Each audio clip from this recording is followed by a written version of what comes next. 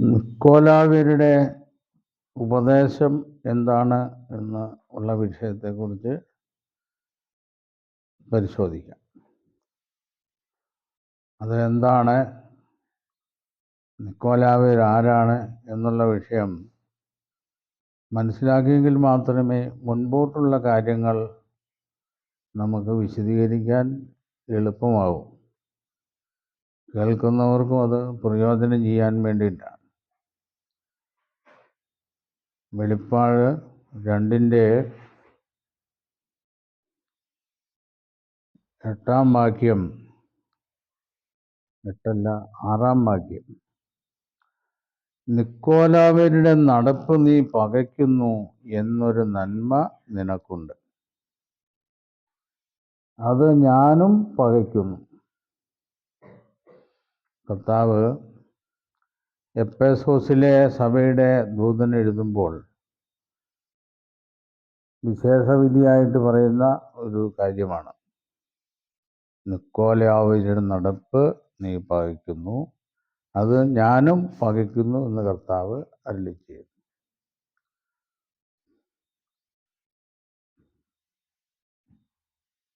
അതിൻ്റെ 13-ാം വാക്യത്തിലും ഔവണ്ണം നിക്കോലാവ്യരുടെ ഉപദേശം കൈക്കൊള്ളുന്നവർ നിനക്കും ഉണ്ട് എന്ന്.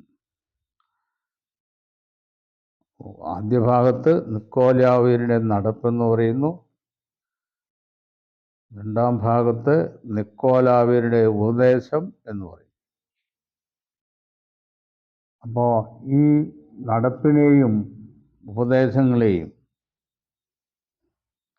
കർത്താവ് പകയ്ക്കുന്നു എന്നാ പറയാം.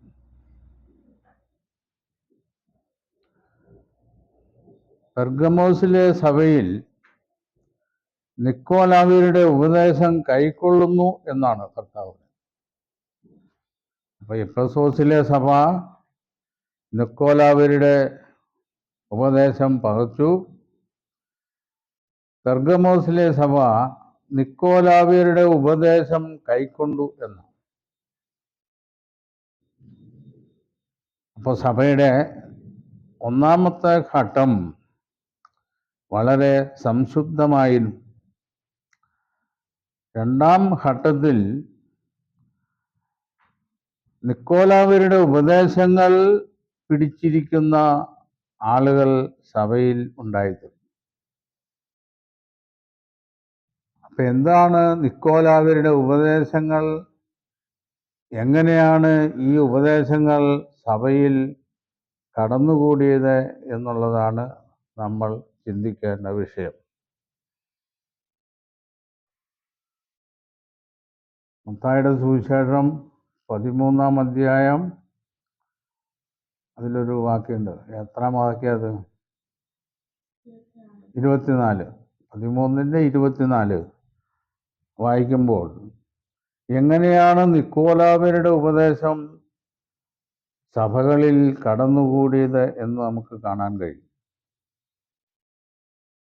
അവൻ മറ്റൊരു ഉപമ അവർക്ക് പറഞ്ഞു കൊടുത്തു. സ്വർഗരാജ്യം ഒരു മനുഷ്യൻ തന്റെ നിലത്ത് നല്ല വിത്ത് വിതച്ചതിനോട് സാദൃശ്യമാകുന്നു. മനുഷ്യൻ ഉറങ്ങുമ്പോൾ അവന്റെ ശത്രു വന്ന് കോതമ്പിന്റെ ഇടയിൽ കള വിതച്ചു പോയിക്കളഞ്ഞു. ഞാറ് വളർന്നു കതിരായപ്പോൾ കളയും കാണായി വന്നു. അപ്പോൾ വീട്ടുടയവന്റെ ദാസന്മാർ അവന്റെ അടുക്കൽ ചെന്ന്, യജമാനനെ, വയലിൽ നല്ല വിത്തല്ലേ വിതച്ചത്, പിന്നെ കള എവിടെ നിന്ന് വന്നു എന്ന് ചോദിച്ചു. ഇത് ശത്രു ചെയ്തതാകുന്നുവെന്ന് അവൻ അവരോട് പറഞ്ഞു. ഞങ്ങൾ പോയി അത് പറിച്ചു കൂട്ടുവാൻ സമ്മതമുണ്ടോ എന്ന് ദാസന്മാർ അവനോട് ചോദിച്ചു. അതിന് അവൻ, ഇല്ല, പക്ഷെ കള പറിക്കുമ്പോൾ കോതമ്പ് കൂടെ പിഴുതു പോകും. രണ്ടും കൂടെ കൊയ്ത്തോളം വരട്ടെ. കൊയ്ത്തുകാലത്ത് ഞാൻ കൊയ്യുന്നവരോട് മുമ്പേ കള പറിച്ചു കൂട്ടി ചുട്ടുകളയേണ്ടതിനോ കെട്ടുകളായി കെട്ടുവാനും കോതമ്പ് എന്റെ കളപ്പുരയിൽ കൂട്ടിവയ്പ്പാനും കൽപ്പിച്ചു എന്ന് പറഞ്ഞു. ഇത് ക്രൈസ്തവ സഭയിൽ ദുരുപദേശങ്ങൾ എങ്ങനെ കടന്നുകൂടും എന്നുള്ള കാര്യത്തെക്കുറിച്ച് കർത്താവ് മുന്നമേ ഒരു ഉപമയിൽ കൂടി അവർക്ക് തെളിയിച്ചിരിക്കുന്ന ഒരു വിഷയമാണ്. സ്വർഗരാജ്യം ഒരു മനുഷ്യൻ തൻ്റെ നല്ല നിലത്ത് നല്ല വിത്ത് വിതച്ചതിനോട് സദൃശം. ഈ വിതച്ചത് യേശുക്രിസ്തുവാണ്. സത്യവചനങ്ങളാണ് കർത്താവ് വിതച്ചത്. കർത്താവിൻ്റെ സ്വർഗാരോഹണ ശേഷം പിന്നീട് അപ്പോസ്തലന്മാർ ആ സത്യവചനങ്ങൾ മറ്റുള്ളവരിലേക്ക് കൈമാറിക്കൊണ്ടിരുന്നു. മനുഷ്യർ ഉറങ്ങുമ്പോൾ അവൻ്റെ ശത്രു വന്ന് കോതമ്പിൻ്റെ ഇടയിൽ കള വിതച്ചു പോയി കളഞ്ഞു. ഇവിടെ മനുഷ്യരെന്ന് പറഞ്ഞത് കർത്താവിൻ്റെ ശിഷ്യന്മാരാണ്. അവരെല്ലാവരും 1-ാം നൂറ്റാണ്ടോട് പ്പെട്ടു. അതോടുകൂടി ദുരുപദേശങ്ങൾ സഭയെ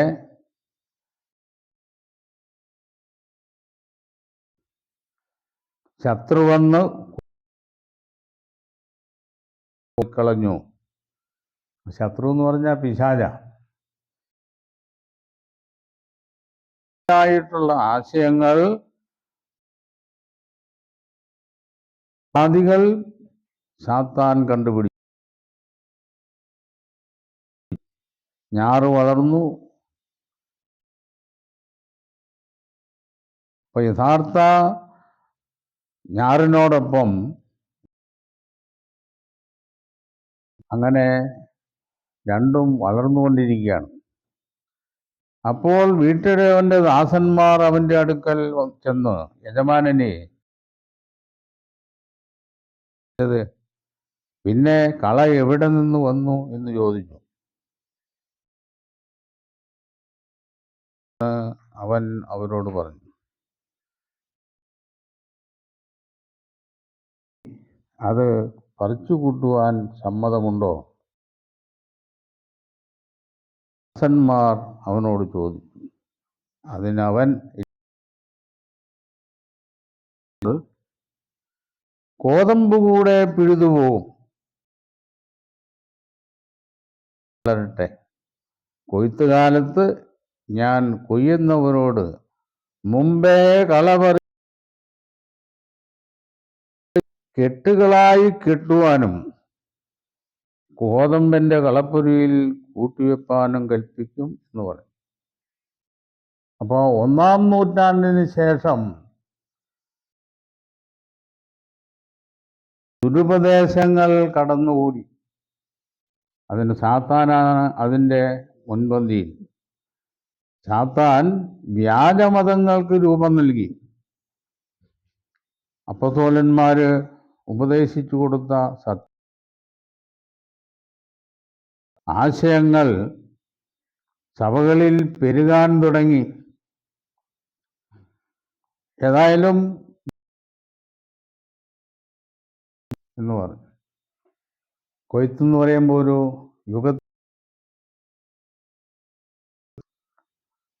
സഹസ്രാബ്ദയുഗം ആരംഭിക്കുന്നതിന് തൊട്ടു മുമ്പ് വരെ ഈ കളയും കോതമ്പും ഇങ്ങനെ വളർന്നു. ഇതിനെക്കുറിച്ച് യോഹന്നാൻ അപ്പോസ്തലൻ വെളിപ്പെടുത്തിയിട്ടുണ്ട്. യോഹന്നാന്റെ ലേഖനത്തിലെ വാക്യം 1 യോഹന്നാൻ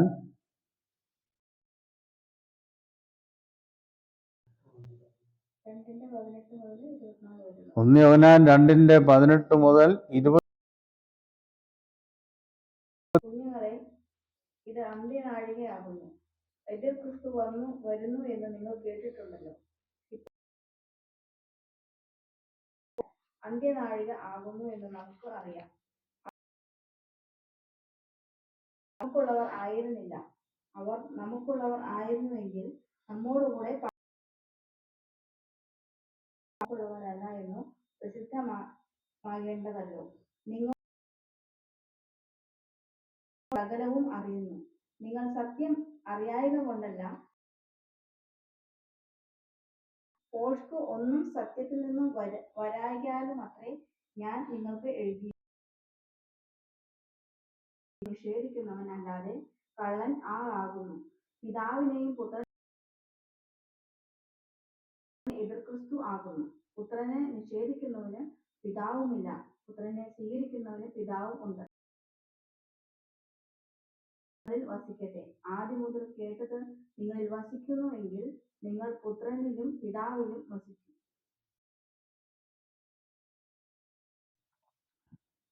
മനുഷ്യർ ഉറങ്ങിയ ശേഷം എന്ന് പറയും. അപ്പോൾ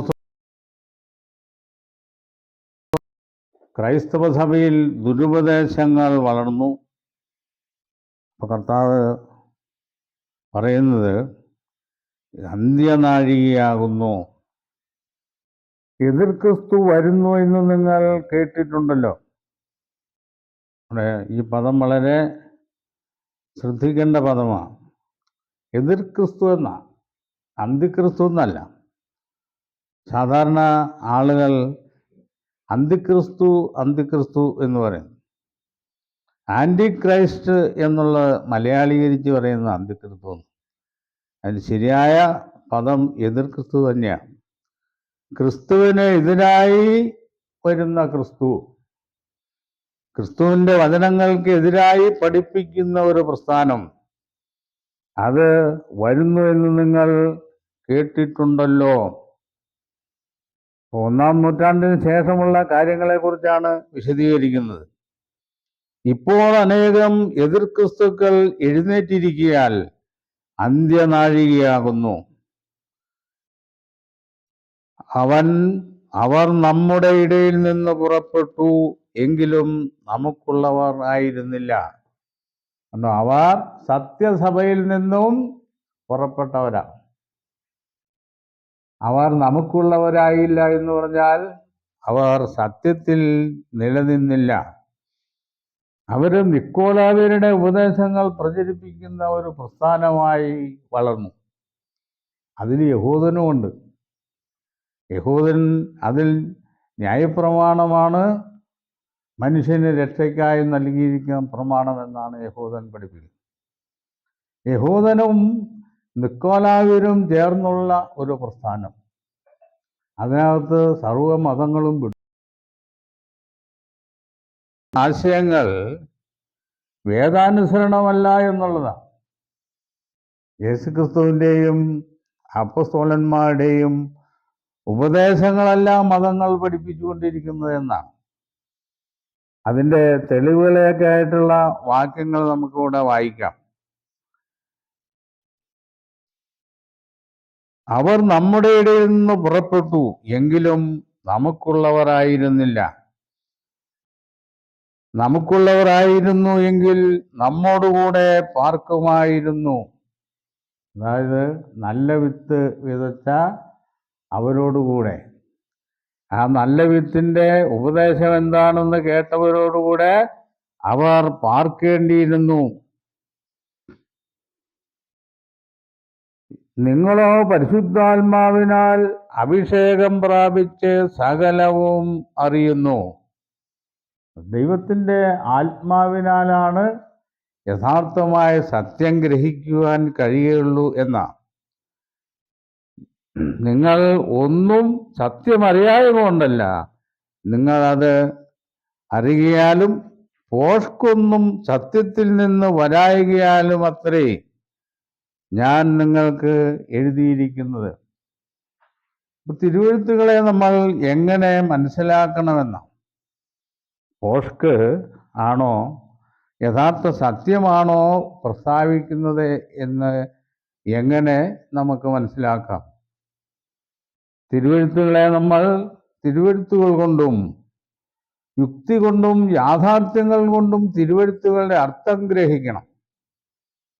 അങ്ങനെ ഗ്രഹിച്ചാൽ മാത്രമേ സത്യമേതാണ് അസത്യമേതാണെന്നുള്ള തിരിച്ചറിവ് നമുക്കുണ്ടാകാൻ കഴിയുള്ളൂ. അപ്പോൾ അസത്യത്തിൻ്റെ ഒരു ഉദാഹരണത്തെക്കുറിച്ച് ഇവിടെ ഒരു വാക്യം പറയുന്നുണ്ട്. യേശുവിനെ ക്രിസ്തുവല്ല എന്ന് നിഷേധിക്കുന്നവർ അല്ലാതെ കള്ളൻ ആരാകുന്നു? യഹൂദജാതിയെ സംബന്ധിച്ച് നമ്മുടെ ഈ ഭൂമിയിൽ വന്ന് മറുവിലയായതും പുനരുത്ഥാനം ചെയ്ത് സ്വർഗത്തിൽ പോയതും അത് യേശു അല്ല, യേശു വരാനിരിക്കുന്നതേ ഉള്ളൂ എന്ന് പറയുന്ന യഹൂദജനം. അതുകൊണ്ട് സ്വർഗാരോഹണം ചെയ്തു പോയത് ക്രിസ്തുവല്ല എന്ന് നിഷേധിക്കുന്നവൻ അവൻ കള്ളനാകുന്നു എന്ന കർത്താവ് പറയും. കള്ളം പറയുന്നവൻ, തെറ്റായ ഉപദേശം പറയുന്നവൻ, പിതാവിനെയും പുത്രനെയും നിഷേധിക്കുന്നവൻ തന്നെ എതിർ ക്രിസ്തുവാകുന്നു.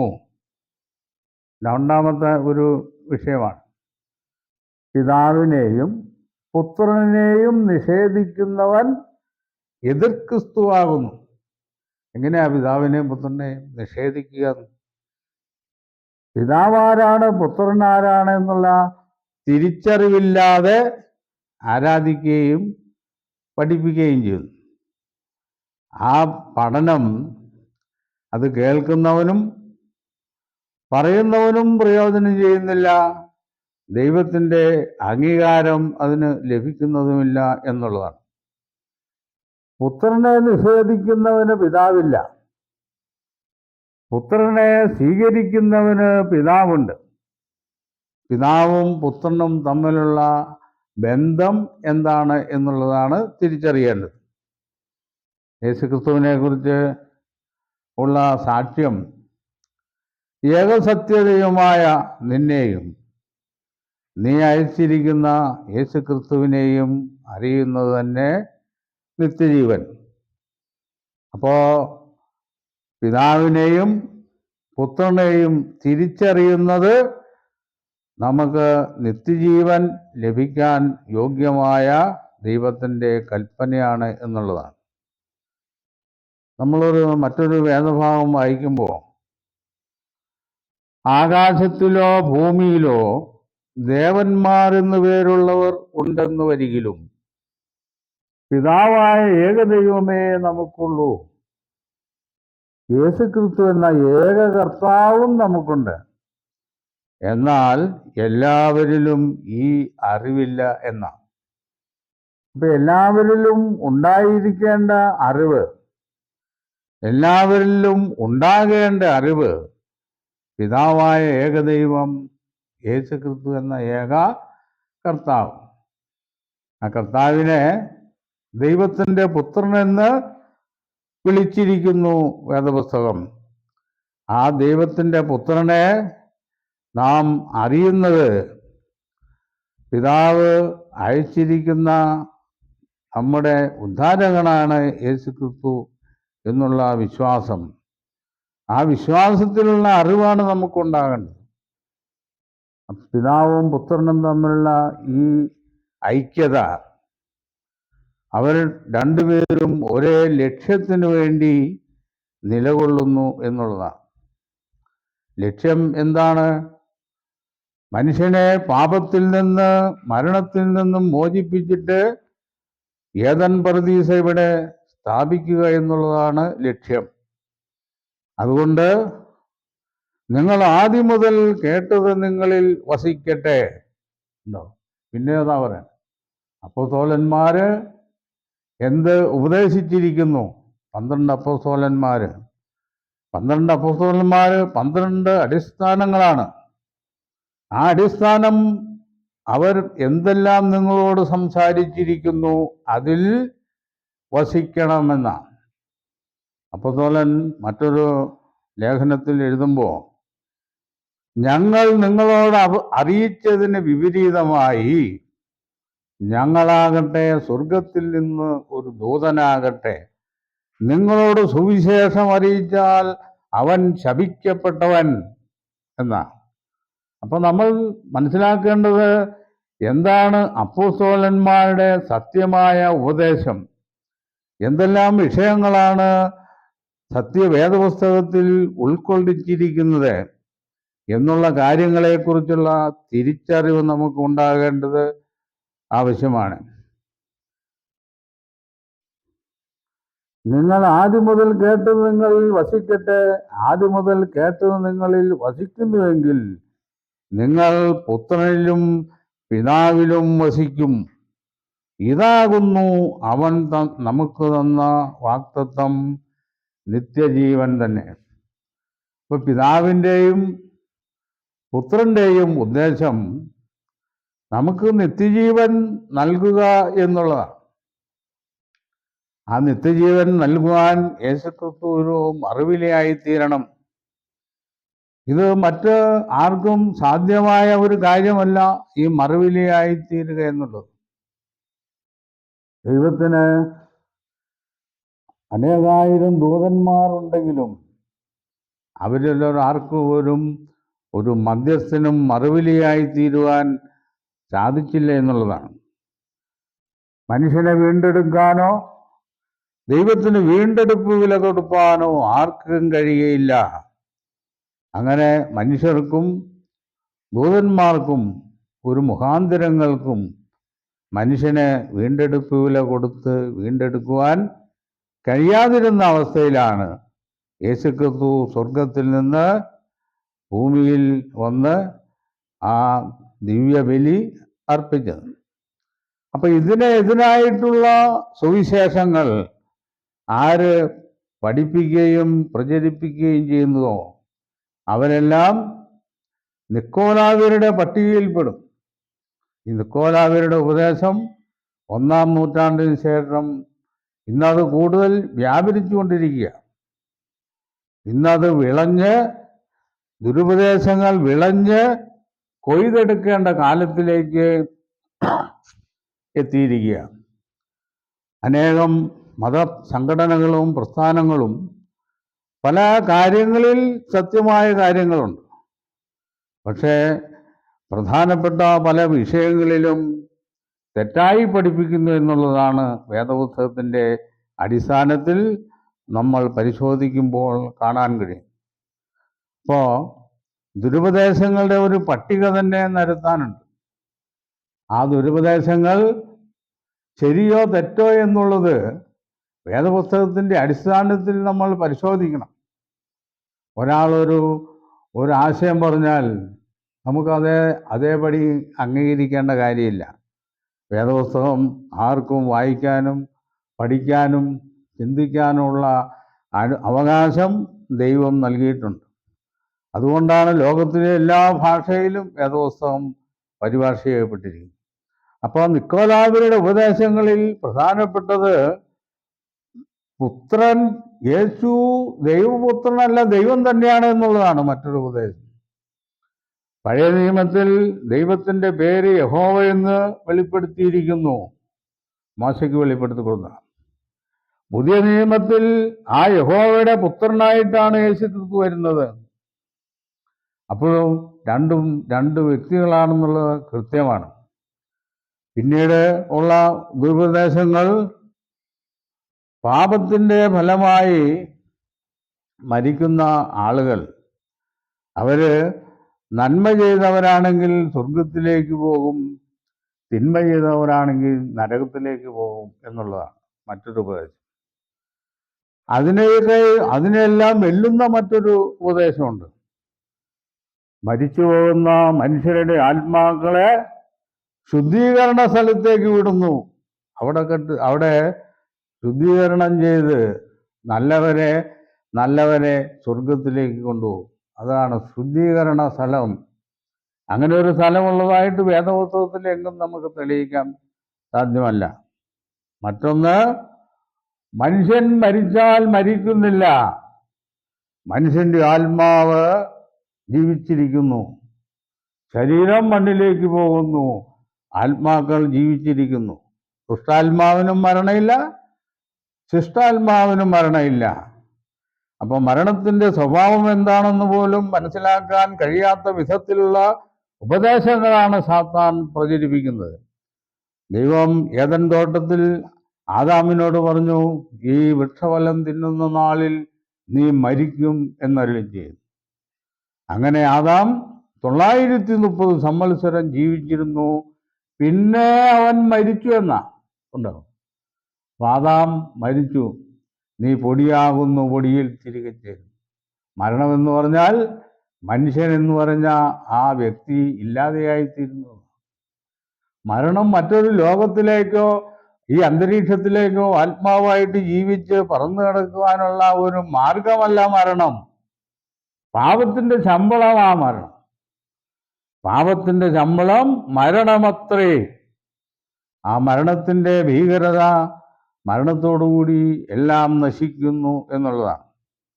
അപ്പൊ അതിനെതിരായിട്ടുള്ള ഉപദേശങ്ങൾ ആര് പഠിപ്പിക്കുന്നുവോ അത് നിക്കോലാവ്യരുടെ ഉപദേശമാണ്. മനുഷ്യൻ മരിക്കുന്നു, അന്ന് തന്നെ അവന്റെ നിരൂപണങ്ങൾ നശിക്കുന്നു എന്ന് തിരുവെഴുത്തുകൾ പറയുന്നു. മറ്റൊന്ന് നരകസിദ്ധാന്തമാണ്. വേദപുസ്തകത്തിൽ നരകമെന്ന് പരിഭാഷപ്പെടുത്തിയിരിക്കുന്ന പല ഭാഗങ്ങളും മലയാളം വേദപുസ്തകത്തിൽ നരകമെന്ന് പരിഭാഷപ്പെടുത്തിയിരിക്കുന്ന പല ഭാഗങ്ങളും. എങ്ങനെയാണ് നരകം വേദപുസ്തകത്തിൽ വന്നുകൂടിയത് എന്നുള്ളതാണ് നമ്മൾ പഠിക്കേണ്ടത്. നരകമെന്ന് പരിഭാഷപ്പെടുത്തിയിരിക്കുന്ന പദം എബ്രായ, ഗ്രീക്ക് ഭാഷാന്തരങ്ങളിൽ അതിൽ നിന്നും പല ഭാഷകളിലേക്കാണ് പരിഭാഷകൾ ഉണ്ടായിട്ടുള്ളത്.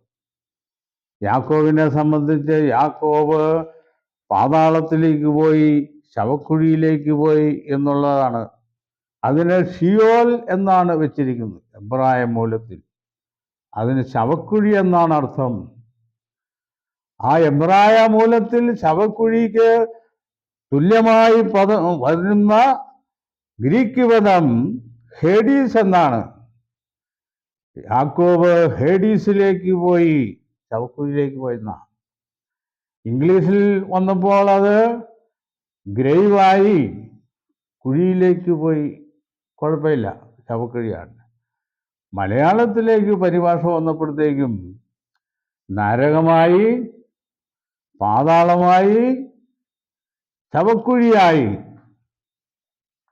അപ്പൊ പാതാളവും ശവക്കുഴിയും വലിയ തെറ്റില്ല. പിന്നെ നരകം എന്ന് പറയുമ്പോൾ അത് ഒരു സങ്കല്പ ലോകമാണ്. മനുഷ്യ നിർമ്മിതമായ ഒരു സങ്കല്പ ലോകം നരകമെന്ന് പറയുന്നത്. നരകത്തിന്റെ അവസ്ഥ എന്താ? നരകത്തിൽ തീ കെടുന്നില്ല, പുഴു ചാകുന്നില്ല. അവിടെ ദുഷ്ടന്മാരെ ഇങ്ങനെ കൊണ്ടിട്ടുകൊണ്ടിരിക്കുക, ദുഷ്ടാത്മാക്കളെ. ഈ ദുഷ്ടാത്മാക്കളും ചാകുന്നില്ല, ഇതിൽ കിടക്കുന്ന പുഴുവും ചാകുന്നില്ല, പിന്നെയോ ഈ കിടക്കുന്ന പിശാചുക്കളും ചാകുന്നില്ല. ഇതാണ് നരകത്തെക്കുറിച്ചുള്ള സങ്കല്പം. അപ്പം നരകമെന്നുള്ള പദം എങ്ങനെ വേദപുസ്തകത്തിൽ വന്നു?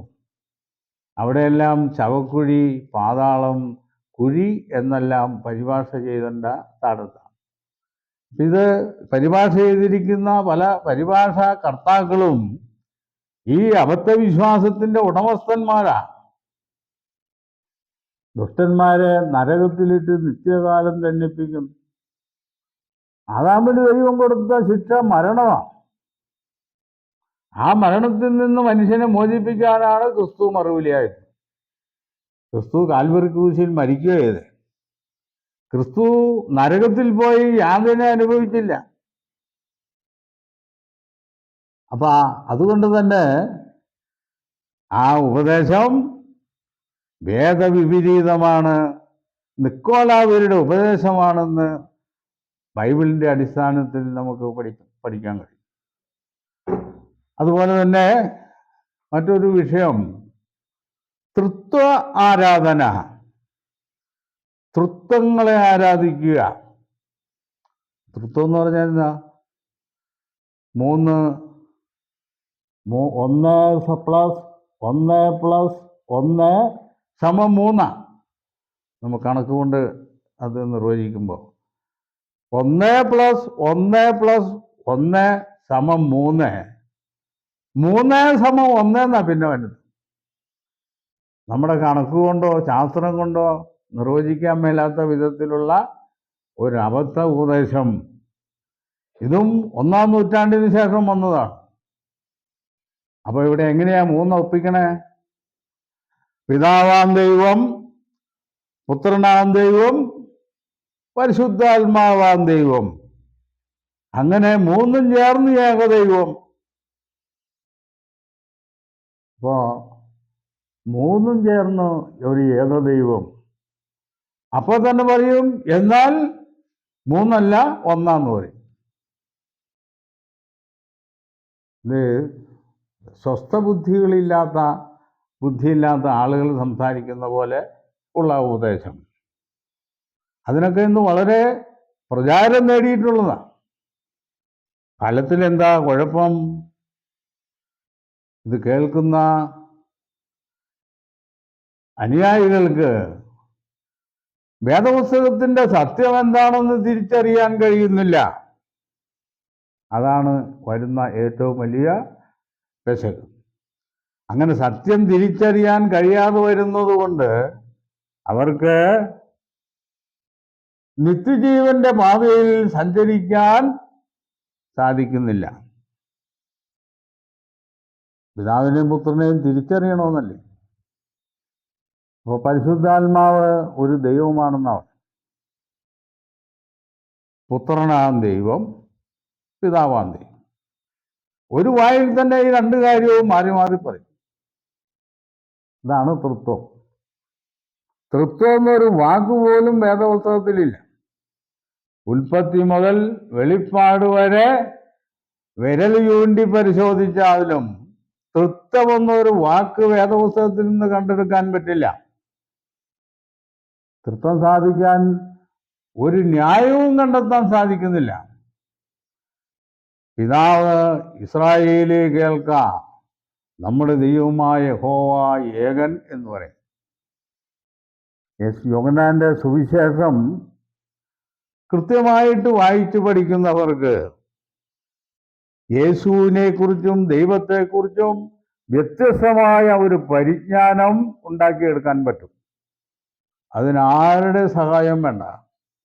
വളരെ ലളിതമായിട്ട് എഴുതിയിരിക്കുന്നതാണ് യോഹന്നാൻ അപ്പോസ്തലന്റെ സുവിശേഷവും ലേഖനങ്ങളും. അത് വ്യാഖ്യാനിക്കാൻ ആളുകളുടെ ആവശ്യം വേണ്ട. അപ്പം അങ്ങനെയുള്ളവർ ആ വിഷയങ്ങൾ കൂടുതൽ പരിശോധിക്കേണ്ടിയിരിക്കും.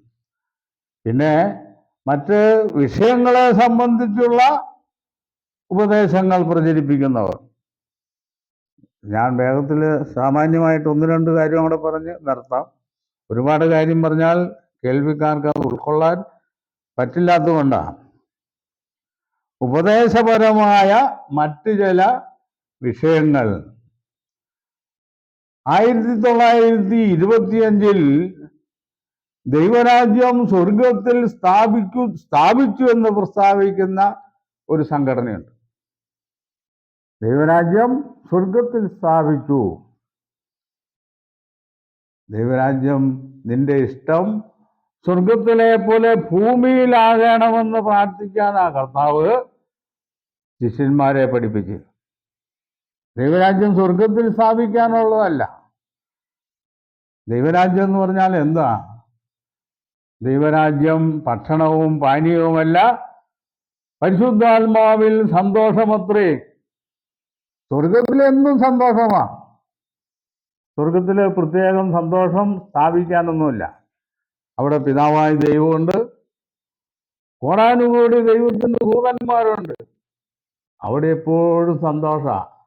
അവിടെ ഒരു ഡേറ്റ് വെച്ച് ദൈവരാജ്യം സ്ഥാപിക്കേണ്ട കാര്യമൊന്നുമില്ല. ഇത് മാനുഷികമായ ഒരു ഗവൺമെൻ്റ് അല്ല. അത് സ്വർഗീയ ഗവൺമെൻറ് അവിടെ നേരത്തെ മുതലുള്ളതാണ്. അവിടെ യാതൊരു അസ്ഥിരതയും വന്നിട്ടില്ല. പിന്നീട് വേറൊരു വിഭാഗമുണ്ട്. 1874 ദൈവരാജ്യം സ്ഥാപിച്ചു എന്ന, സ്വർഗത്തിലാണോ ഭൂമിയിലാണോ എന്ന് പറഞ്ഞിട്ടില്ല.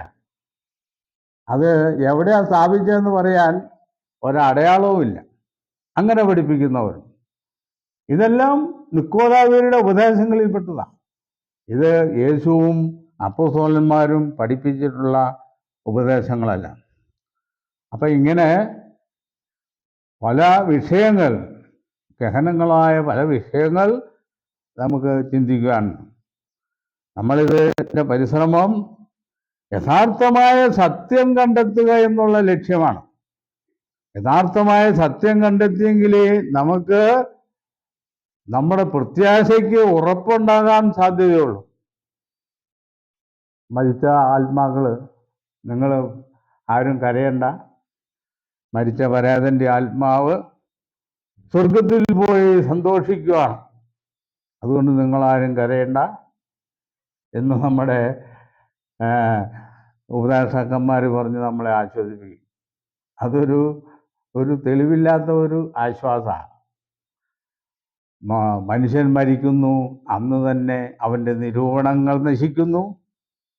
അവന് താഴ്ച ഭവിക്കുന്നു, അവൻ അറിയുന്നില്ല. അവൻ്റെ പുത്രന്മാർക്ക് ബഹുമാനം ലഭിക്കുന്നത് അവൻ അറിയുന്നില്ല. അവൻ്റെ ശ്വാസം പോകുന്നു, മണ്ണിലേക്ക് തിരിയുന്നു, അന്ന് തന്നെ അവൻ്റെ നിരൂപണങ്ങൾ നശിക്കുന്നു. അപ്പൊ സ്വർഗത്തിലിരിക്കുന്ന ആത്മാവിന് പോലും ഈ തിരിച്ചറിവില്ലേ, പിന്നെ സ്വർഗത്തിലിരുന്ന തന്നെ ഭൂമിയിലിരുന്ന തന്നെ.